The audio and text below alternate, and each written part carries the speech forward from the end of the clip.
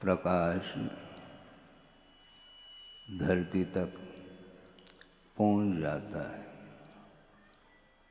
और उस सूर्य में धरती को प्रकाशित करने की क्षमता है और वह धरती सूर्य प्रकाश से तप जाती है। ठंड के दिनों में सूर्य की रोशनी के लिए आप लोग लालायित होते हैं। उसमें एक क्षमता तो है, विश्व को प्रकाशित करने की क्षमता उस सूर्य में रहते हुए भी जब बादल छा जाते हैं तो उसकी शक्ति कहाँ चली जाती है। वह सूर्य बादलों से आच्छादित हो जाता है तो धरती में ऐसा महसूस होने लग जाता है कि जैसा अंधेरा छा गया हो। सूर्य ग्रहण लग जाता है, उस समय भी अंधकार महसूस होता है। उसी प्रकार आत्मा की भी स्थिति है। प्रत्येक आत्मा में जानने की, देखने की, संवेदन करने की क्षमता विद्यमान है, किंतु पदार्थ का स्वरूप उसे ज्ञात नहीं हो पा रहा है। ज्ञान के माध्यम से ही स्वरूप का बोध होता है, किंतु वह ज्ञान आवरणित है। ज्ञान को आवरणित करने वाला कौन सा कर्म होता है आप सब लोग जानते हैं। वह ज्ञानावरणी कर्म माना जाता है। उसका वह स्वभाव है, उसकी वह प्रकृति है, वह नेचर है उसका, उस कर्म का, जिसके उदय में ज्ञान आवरणित होता है। ये तो सबको ज्ञात है। वह आवरण हट जाता है तो पदार्थ की जानकारी होती है, ये भी सबको ज्ञात है। किंतु आवरण हटने के उपरांत भी स्वरूप का बोध क्यों नहीं होता, ये बहुत बड़ा प्रश्न खड़ा हुआ है। ज्ञानावरणी कर्म का उदय है तो ज्ञान प्राप्त नहीं हो पा रहा है, किंतु आवरण हटने के उपरांत भी स्वरूप का बोध क्यों नहीं हो पा रहा है, इसके पीछे और रहस्य छुपा हुआ है। ज्ञान को आवरणित करने वाले कर्म तो एक ही है, ज्ञानावरणी, और उसका क्षोभशम होने के बाद भी पदार्थ का बोध सही सही नहीं हो पा रहा है। स्वरूप की जानकारी के लिए और एक आवरण पड़ा हुआ है, मोह का आवरण। और पूज्यपाद स्वामी भी स्पष्ट करते हैं, मोहेन समृतम ज्ञानम स्वभावम लभते नहि, मत्तः पुमान पदार्थानां यथा मदन को द्रवई, ऐसा कहा। कोदो आप जानते होंगे, जिसके सेवन से मद उत्पन्न होता है। मदन को द्रवई मत्तः पुमान पदार्थानां स्वभावम नहीं लभते, ऐसा कहा है। उस मद को पैदा करने वाले कुछ ऐसे पदार्थ होते हैं जिसके सेवन से आपको बोध नहीं हो पाएगा। मैं यहाँ तक आपको ध्यान दिलाना चाहता हूँ, एक सुप्रीम कोर्ट का जज भी क्यों न हो, एडवोकेट भी क्यों न हो, जिसके पास जिस क्षेत्र संबंधी ज्ञान है उसके माध्यम से बड़े बड़े केस को वह सुलझा देता है। इसके उपरांत भी मदिरा पान यदि कर लें तो वह सारा सारा ज्ञान एक तरफ रह जाता है। वो ज्ञान गया कहाँ है? वो मोह से आवरणित हुआ है ना। तो अनंतकालीन जो ज्ञान के ऊपर मोह का आवरण आया हुआ है, बल्कि आया हुआ ऐसा न करें तो ज़्यादा अच्छा है, क्योंकि कुछ ऐसे भी जीव हैं जिसने अभी तक सम्यक्त को उपलब्ध नहीं किया है, उसके पास वह ज्ञानावरणी कर्म का उदय तो चल ही रहा है। यथा योग्य ज्ञानावरणी कर्म का क्षोभम भी हो जाता है, किंतु सम्यक्त को घात करने की क्षमता जिन कर्मों में है, ऐसे दर्शन मोनि कर्म का उदय निरंतर बना रहता है। उसके माध्यम से ही तत्व का परिज्ञान नहीं हो पाता, और जब तक तत्व का परिज्ञान नहीं होता तब तक रास्ता प्रशस्त नहीं हो सकता।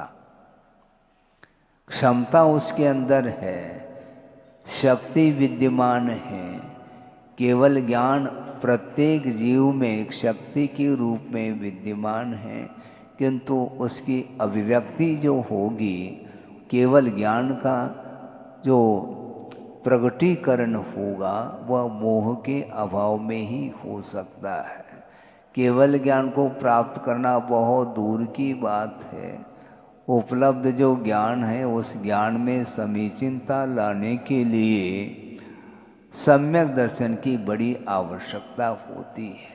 श्रद्धान के बिना सम्यक तो संभव नहीं है। प्रत्येक पदार्थ का जैसा स्वरूप है उसको उसी रूप में जानना, उसी रूप में श्रद्धान का विषय बनाना यह सम्यक्त्व माना जाता है। और सम्यक दर्शन होने के उपरांत ज्ञान में समीचीनता आते हुए भी असंयम की भूमिका में वह पदार्थ के ऊपर श्रद्धान तो कर रहा है, किंतु हे पदार्थ को हे के रूप में श्रद्धान कर रहा है। उपादेय भूत जो आत्म तत्व है, परमात्म तत्व, उसको उपादेय के रूप में श्रद्धान का विषय बना रहा है। इसके बावजूद भी हे को हे के रूप में जानते हुए श्रद्धान करते हुए भी उससे अपने आप को ऊपर उठाना कठिन हो रहा है।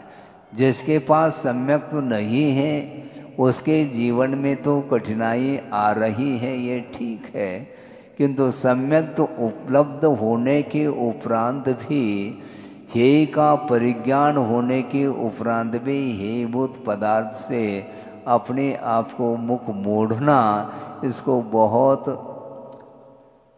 क्या लग रहा है, कठिन लग रहा है। ये कठिन क्यों? जब श्रद्धान का ही विषय बन गया, अब उसको छोड़ने में कठिनाई क्यों है? राग छूटता नहीं महाराज, बाकी सब छोड़ सकते हैं, हम राग नहीं छोड़ पाएंगे।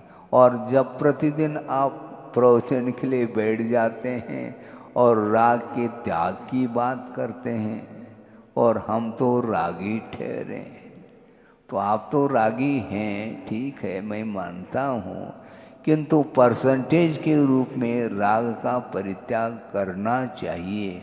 उसके बिना आत्मा की उन्नति विकास संभव नहीं है। ये प्रतिदिन इस प्रकार के भिन्न भिन्न प्रसंगों को लेकर के विषय रखा जा सकता है। आप श्रवण कर सकते हैं, श्रवण करते समय तो आपके भाव उज्जवल निर्मल बन सकते हैं, किंतु परिसर के बाहर जाने के उपरांत वह निर्मलता बनी रहे, यह मैं भगवान से प्रार्थना करता हूँ। बहुत कठिन हो जाता है।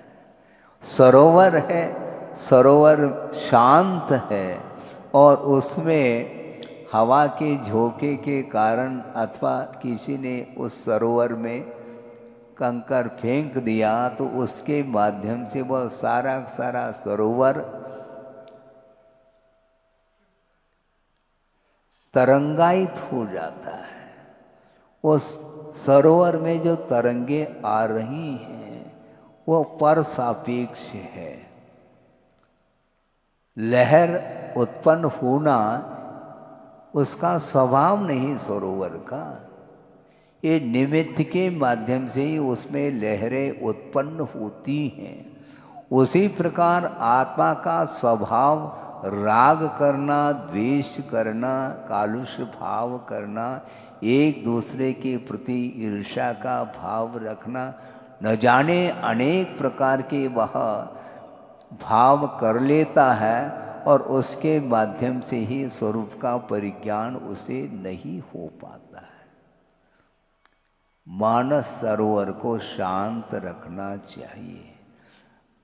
आप सुन रहे हैं, बहुत शांति के साथ सुन रहे हैं। और इसके पहले शांति थी क्या? नहीं थी तो, किंतु थोड़ा बहुत शोरगुल हो रहा था। वह क्या है? वह भी एक आकुलता है, वह भी एक इच्छा है। मन में लहरें उत्पन्न होती हैं किसी अपेक्षा को लेकर के, उस समय आत्मा की स्थिति उसी प्रकार होती है। उसको शांत बिठाना पड़ता है, वह बैठता नहीं शांत।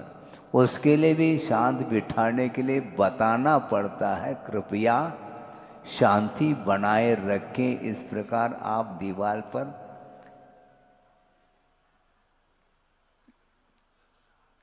लिखा हुआ वह देखने को मिलता है, ताकि उस दीवार की ओर दृष्टि चली जाए तो अपने आप वह शांत हो जाता है। नहीं है तो वह स्वभाव जैसा बना हुआ है। स्वभाव तो नहीं है, किंतु दीर्घकालीन संस्कार होने के कारण उसकी परिणति इस प्रकार कर्म के अधीन होकर के बनती ही रहती है। परिणति उसको रोकने के लिए पुरुषार्थ की बड़ी आवश्यकता है। सांसारिक क्षेत्र में भी आप लोग पुरुषार्थ करते हैं। किसी को वित्त की आवश्यकता है, किसी को अन्य और पदार्थों की आवश्यकता है। उसकी आपूर्ति के लिए वह निरंतर पुरुषार्थरत रहता है। उसी प्रकार परमात्म तत्व को प्राप्त करने के लिए आप हाथ जोड़ करके बैठ जाओ तो काम नहीं चलने वाला। महाराज हम हाथ तो कम से कम जोड़े हुए हैं। हाथ जोड़ो, मात्र हाथ जोड़ने से काम नहीं होने वाला है। मात्र सम्यक दर्शन के माध्यम से संसार का अंत नहीं होगा। संसार का अंत सम्यक दर्शन के अभाव में भी नहीं होगा, ये उतना ही सत्य है। किंतु मोक्ष मार्ग जो बनता है वह तीनों की समष्टि से बनता है। सम्यक दर्शन ज्ञान चारित्राणि मोक्ष मार्ग, यह सूत्र जो है प्रथम अध्याय का प्रथम सूत्र है। आप सोचो विचार करो, सम्यक दर्शन आपके पास है और उसके माध्यम से ज्ञान में समीचीनता भी आई है, किंतु अब जो है छोड़ने की बात आती है। हे अर्थात छोड़ने योग्य जो पदार्थ हैं पंचेंद्र के विषय, वो हमारे लिए अहितकारी हैं। इस प्रकार आगम के माध्यम से आपने श्रद्धान का विषय बना लिया है। अब बनाने के उपरांत उस हे पदार्थ को हाथ से उसका परित्याग करना है। एक हाथ में विषय है और एक हाथ से वह धर्म का सेवन भी करना चाह रहा है। दोनों कैसे संभव है? दोनों कैसे संभव है? छोड़ना पड़ेगा आपको। जो संसार के लिए कारणभूत वस्तु हैं उनसे पीठ फेरना पड़ेगा। पीठ फेरने का आशय भी आपको समझना है। पीठ फेरने का आशय इतना ही है कि उस ओर हमारा उपयोग न जाए, ये उसका तात्पर्य है। पदार्थ को आप हटा नहीं पाओगे, क्योंकि ज्ञेय पदार्थ अनंतानंत हैं। जानने योग्य ज्ञेय पदार्थ अनंतानंत हैं और उसमें छोड़ने योग्य भी पदार्थ होते हैं। जो कि पंचेंद्र के विषय के रूप में सामने आते हैं, उन पदार्थों को हम कैसे हटा पाएंगे?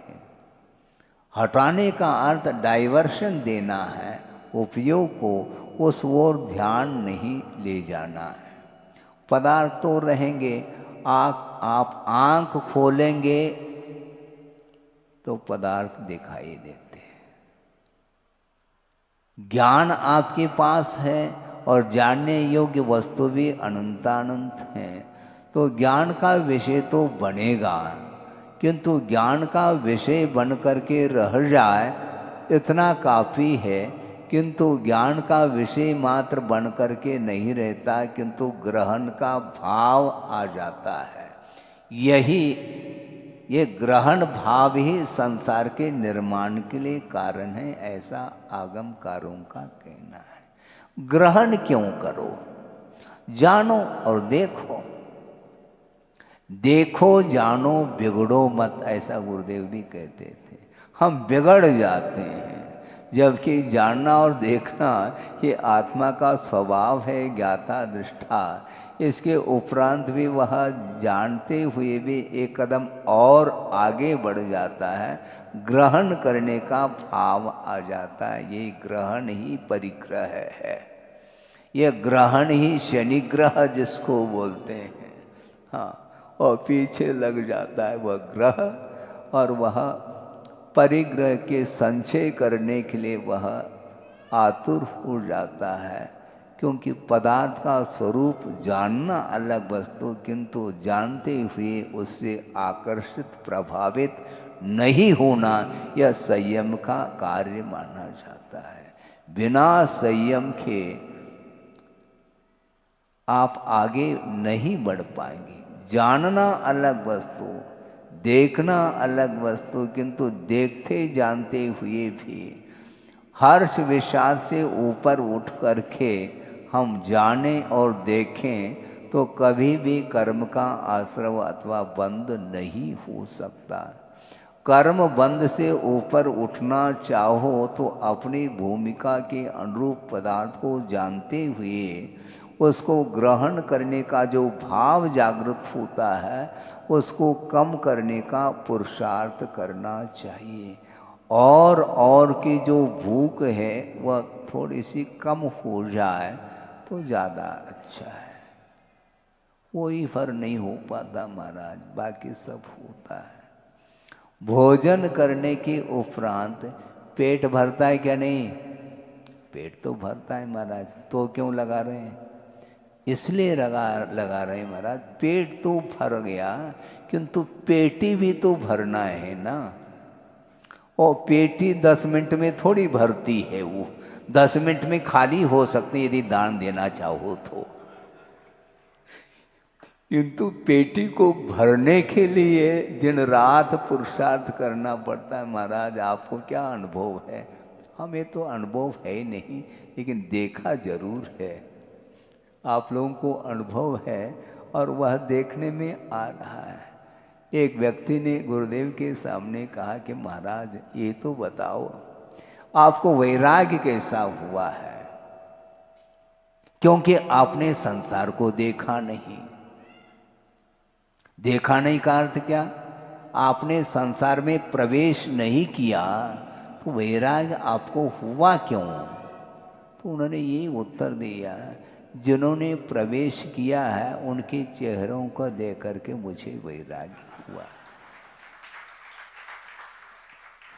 अब प्रवेश करने के उपरांत उन्हें पश्चाताप हो रहा है, ये हमारी भूल हो गई है कि प्रवेश हम कर लिए।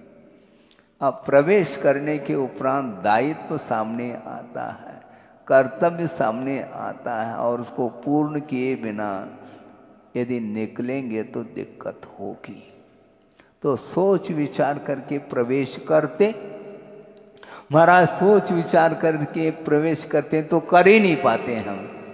बहुत अच्छा हो जाता है, लेकिन कैसा हो जाता है उस समय वह ज्ञान काम नहीं करता है। ज्ञान विद्यमान होते हुए भी उसको काम में लिया जाता है। शक्ति आपके पास है, ज्ञान आपके पास है, और विवेक आपके पास है, किंतु वह विवेक काम में आ जाए तब की बात है। तो इसलिए पेट तो भर जाता है, किंतु पेटी भरने के लिए जहाँ पर वह रहता है वहाँ पर पेटी यदि नहीं भरती है तो जहाँ पर भरती वहाँ पर वह पहुँच जाता है? पहुँचता कि नहीं? बिल्कुल पहुँच जाता है। पनागर में यदि मान लो पेटी नहीं भरती है तो महानगरी में प्रवेश कर जाता है वह जबलपुर में आ जाता है। जबलपुर में भी मान लो पेटी नहीं भरती, क्योंकि पेटी बड़ी होती जा रही है, उसका साइज बढ़ रहा है, तो ऐसी स्थिति में वह महानगरी को और चुनता है। दिल्ली है, कलकत्ता है, बॉम्बे है, वहाँ तक पहुँच जाता। वहाँ पर भी यदि मान लो आपूर्ति नहीं होती है तो आउट ऑफ कंट्री में चला जाता है और वहाँ पर वित्त का अर्जन करने के लिए निरंतर वहाँ पर पुरुषार्थ करता है, क्योंकि वहाँ पर डॉलरों में मिलता है ना, है? इसीलिए इसको बोलते हैं, ये आशा है।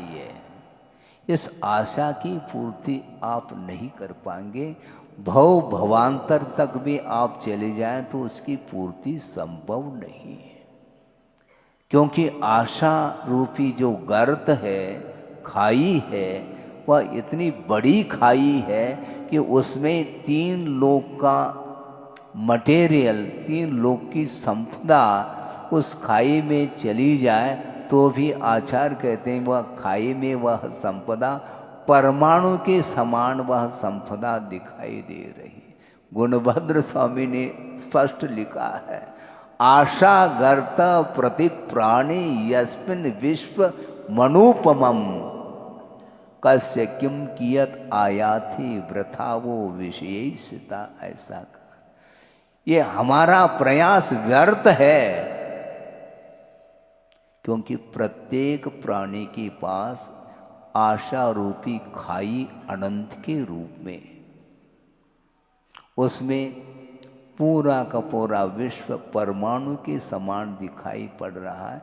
इतनी बड़ी खाई, और एक जीव के पास वो खाई है ऐसा नहीं, अनंतानंत जीव हैं और प्रत्येक जीव के पास ये खाई विद्यमान है, वह कभी भर नहीं सकती। तो किसके लिए कितनी मात्रा में वह विषय उपलब्ध हो सकता है, इसके उपरांत भी वह व्यर्थ प्रयास करता चला जाता है। इसलिए ज्ञान यदि आपके पास आ गया तो उसका उपयोग करिएगा, किंतु उपयोग करने में नहीं आता है, क्योंकि मोह का ऐसा जबरदस्त प्रभाव है, वह ज्ञान होते हुए भी वह उपयोग में नहीं आ रहा है। ऐसे भी अनंत अनंत जीव हैं जिसके पास ज्ञान है ही नहीं। वह ज्ञान शून्य है ऐसा नहीं कहा जा रहा है। अज्ञान का अर्थ ज्ञान का अभाव नहीं, किंतु ज्ञान की जगन्य परिणति मानी जाती है। ज्ञान की इकाई जिसको बोलते हैं, अक्षर का अनंतवा भाग ज्ञान उसके अंदर है, और वह एक श्वास में 18 बार जन्म और मरण कर रहा है, सिवाय दुख के अलावा उसके लिए कुछ भी हाथ नहीं लग रहा है। सोचो, विचार करो। वो पुरुषार्थ भी करना चाहे तो नहीं कर सकता, क्योंकि पुरुषार्थ करने के लिए कम से कम मन चाहिए। मन उसके पास है ही नहीं, और अन्यान इंद्रियों का भी क्षोभम उसके अंदर नहीं हुआ है। मात्र स्पर्शेंद्रिय के माध्यम से ही उसको सुख और दुख का बोध होता है। सुख कहने में आता है ही नहीं सुख। जन्म मरण के अलावा वो किया क्या उसने? काल अनंत निगोध मझार कह रहे हैं। अनंत काल से वह निगोध पर्याय में ही रह रहा है, और 18 बार जन्म और मरण कर रहा है एक श्वास में, किंतु उस निगोध पर्याय से ऊपर उठ करके अन्यत्र साधकों में उत्पन्न नहीं हो पा रहा है। ऐसा क्यों हो रहा है महाराज, क्यों हो रहा है मत कहो, ये परिणति है। अनंत काल से वहीं पर है। उसने जगत को देखा ही नहीं, आंखें हो तो देखे। उसके पास न स्वाद आ रहा है, रसनेन्द्रिय नहीं, गंध भी नहीं आ रही क्योंकि घ्राणेन्द्रिय नहीं, और रूप का अवलोकन करने के लिए आंख चाहिए, आंख भी नहीं, शब्द सुनने के लिए कान चाहिए, कान भी नहीं है, और मनन चिंतन विचार विमर्श करने के लिए मन की आवश्यकता है और मन भी नहीं है। तो ऐसी स्थिति में वह जड़ के समान उसका परिणमन हो रहा है। जड़ कह दो तो कोई अन्योक्ति नहीं, क्योंकि बहुत ज्ञान का इतना न्यूनतम परिणमन हो रहा है, उसका समझ ही नहीं पा रहा। इसके उपरांत भी वहाँ से निकल आता है। वह जो निकल आ रहा है उसमें बुद्धि का कोई आयास प्रयास नहीं है। ऑटोमेटिक अंतर अंतर मुहूर्त में कर्म का या कषाय का ऐसा परिणमन होता है। कषाय की मंदता और तीव्रता निरंतर वह होती रहती है अंतर मुहूर्त में, और जिस समय स्वाभाविक रूप से कषाय की मंदता होती है उस समय उसका विकास हो जाता है और वहाँ से निकल करके वह त्रस पर्याय को प्राप्त कर लेता है, यहाँ तक कि वह मनुष्य पर्याय को भी प्राप्त कर लेता है। और ये प्राप्त करने के उपरांत यहाँ पर सदुपयोग करने की बात आती है। हम देख लेंगे, क्या देख लेंगे? पुनः वहीं जाना है क्या? रिपीट करना है क्या? निगोध पर्याय को प्राप्त करना है क्या? वहाँ से निकल करके आए हैं, बहुत बड़ी उपलब्धि हो गई। क्योंकि ऐसे भी अनंतानंत जीव हैं निगोध पर्याय में रह रहे हैं, वो उस निगोध पर्याय को छोड़ेंगे कभी भी नहीं। निगोध वासम न मुंचंती कह रहे हैं, हम छोड़ करके आए हैं और वो छोड़ नहीं पाएंगे। अनंत काल भी व्यतीत हो जाए तो उससे अपने आप को उभार नहीं पाएंगे। तो इसको बोलते हैं ये दुर्लभतम पर्याय है, और दुर्लभतम पर्याय है। और कुछ करो महाराज, कर लेंगे हम। कबे? कब करोगे? पर्याय निकलने को है।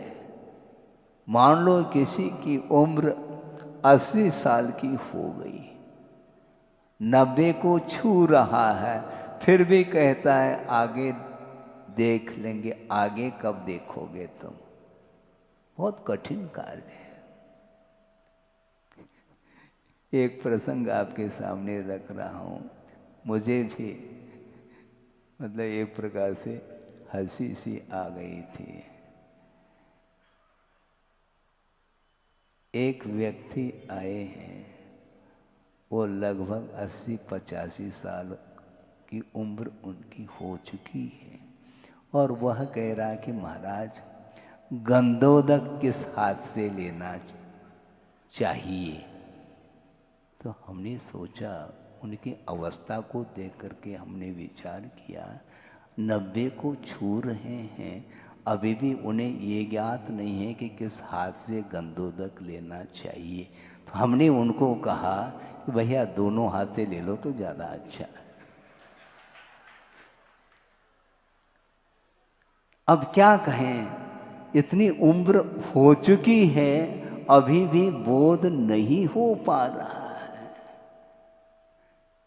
कम से कम गंधोदक लेते आए हो, बहुत अच्छी बात है। अभी आपको विवेक आ रहा है धीरे धीरे, कोई बाधा नहीं। होता ऐसा ही है, पर्याय मिलती है, उस पर्याय का सदुपयोग हम नहीं कर पाते हैं, और नहीं कर पाते तो निश्चित रूप से कर्म का बंध तो निरंतर जारी रहता है। इसलिए उस होश हवास खो करके वह अनेक प्रकार के कृत्य कर लेता है जो नहीं करने योग्य कृत्य करता है।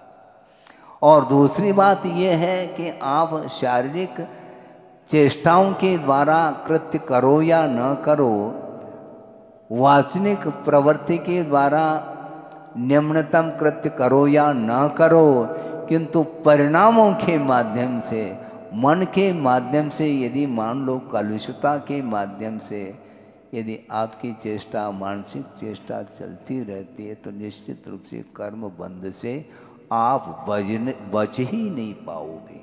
कर्म बंध से बचने के लिए मन को संतुलित रखना होता है।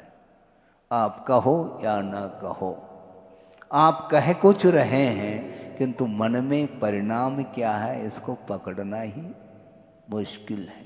मैं कई बार यह विषय रखता रहता हूँ कि आपके अंदर जो विचार हैं वो मेरे बुद्धि के विषय नहीं बन सकते। हाँ, आप जो बोल रहे हैं वही आपके अंदर विचार है, मैं कह नहीं सकता, क्योंकि सत्य को बोलना बहुत कठिन हो जाता है। हाँ, नहीं होता वो कौन बोल सकता है? यथाजात जो बालक है वह बोलता है?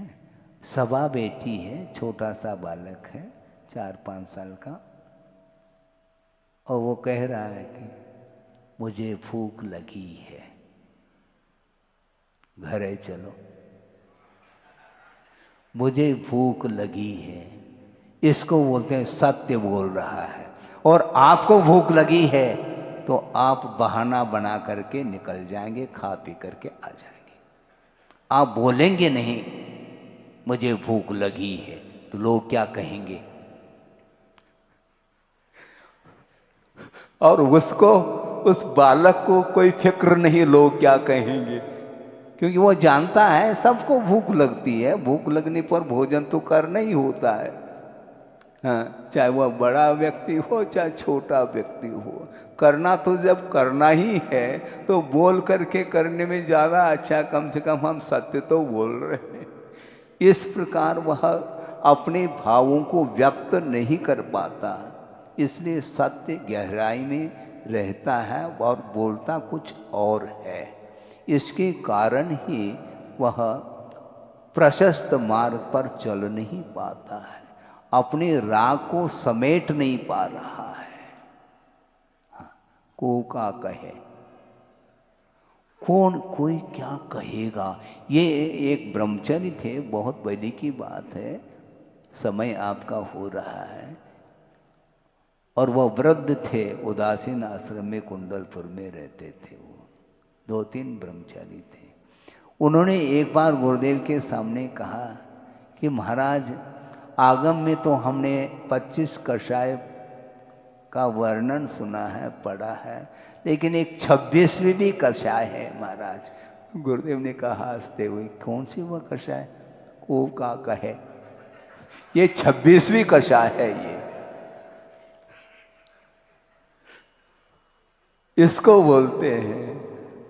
बहुत कठिन होता है, अपने भीतर परिणाम उत्पन्न हो रहे हैं अपने मन में, किंतु उसको सहजता से, सरलता से व्यक्त नहीं करना चाहता, उसको छुपाना चाहता है। तो असत्य को छुपा सकोगे तुम, पूरे विश्व से छुपा सकोगे, ये ध्यान रखो, किंतु भगवान से नहीं छुपा पाओगे, क्योंकि भगवान केवल ज्ञान के माध्यम से पूरा ओपन हो चुका है। पूरा संसार, प्रत्येक संसारी प्राणी के अतीत के अनंत पर्याय व्यतीत हुए हैं, उन परिणामों को भी वह जानते हैं, उन पर्यायों को भी वह ज्ञान का विषय बना रहे हैं, और अनागत भविष्य में अनंत पर्याय और उत्पन्न होंगी। उन सबको एक साथ, एक द्रव्य के भीतर अनंत गुण होते हैं, उनकी अपेक्षा से प्रत्येक गुण के अतीत अनागत संबंधी अनंतानंद पर्याय होती हैं, और ऐसे अनंतानंत द्रव्य हैं। उन द्रव्यों को, उनके गुणों को, उनकी अतीत अनागत संबंधी पर्यायों को एक साथ एक समय में वह केवल ज्ञान का विषय बन जाता है। और जानने का उनको कोई विकल्प नहीं, जानने में वो आ जाता है। यद विद्या दर्पणा यति कहा है, दर्पण के समान। दर्पण पदार्थ के पास नहीं जाता, पदार्थ दर्पण के पास नहीं आते। पदार्थ पदार्थ में है, दर्पण अपनी जगह है, किंतु इस प्रकार की परिणति होती है। तो जिस प्रकार दर्पण में सारे सारे पदार्थ प्रतिबिंबित होते हैं, उसी प्रकार केवल ज्ञान रूपी दर्पण में सारा सारा विश्व आ रहा है। तुम छुपाने का प्रयास मत करो। वो जानते हुए भी आपको कुछ नहीं कहेंगे, क्योंकि उनको स्वरूप का बोध पहले से ही था।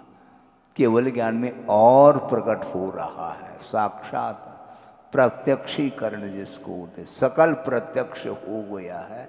और उनका वह ज्ञान उनके स्वयं के भी अतीत के अनंत पर्याय उसमें प्रतिबिंबित हो रहे हैं।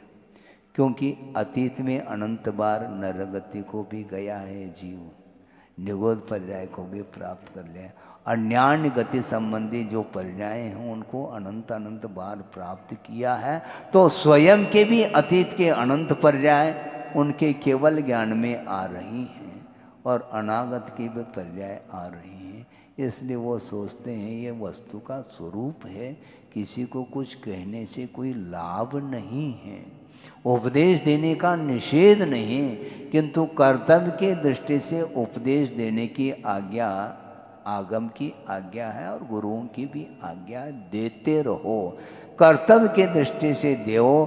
इसके उपरांत उसका जो कुछ भी हित होना है उसके उपादान के ऊपर निर्धारित है, उसकी योग्यता के ऊपर ही सारा सारा कार्य निर्धारित है। इसलिए अपने को आगे बढ़ना है, रुकना नहीं है। और कॉलोनी तो जा ही रहे हैं अपन, कहाँ रुक रहे हैं? रुकने की बात आती है तो केवल वर्षा योग की अपेक्षा से आती है, अथवा शीतकाल ग्रीष्मावकाश की अपेक्षा से थोड़े बहुत रुकने का अवसर मिलता है। बाकी तो वो रुकते नहीं। साधक श्रवण कभी रुकते नहीं, क्योंकि मार्ग में रुका नहीं जाता, मार्ग में तो चलना ही होता है।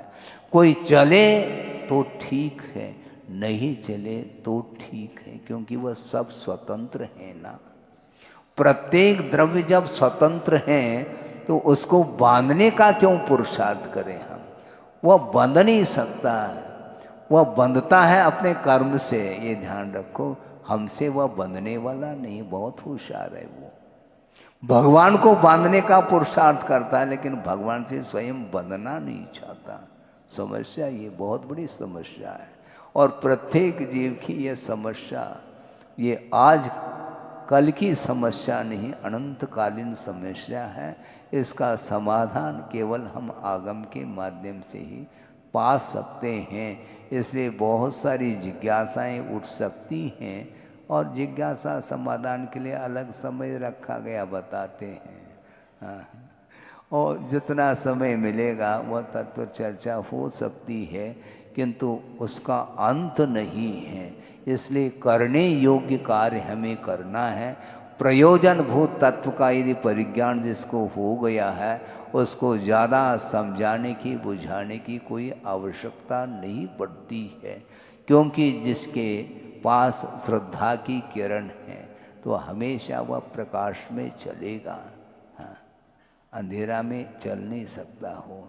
और श्रद्धा की किरण आपके पास है, हम स्पष्ट रूप से कह रहे हैं, प्रत्येक व्यक्ति सम्यक दृष्टि है। ऐसा कहने में कहीं कोई भी आगम से बाधा नहीं आती। इसलिए नहीं आती है क्योंकि चरणानुयोग की पद्धति से वह आचरण देखने में आता है।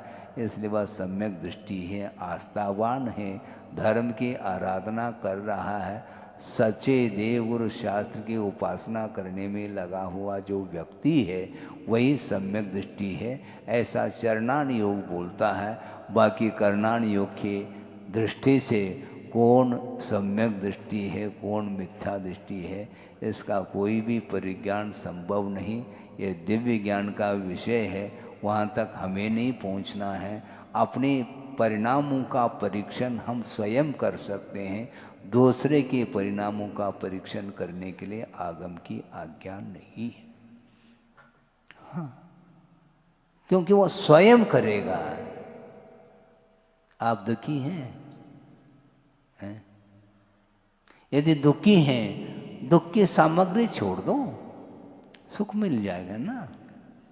दुख की सामग्री हम छोड़ना नहीं चाहते और सुखी होना चाहते, ये कैसा बनेगा? ये बन नहीं सकता है।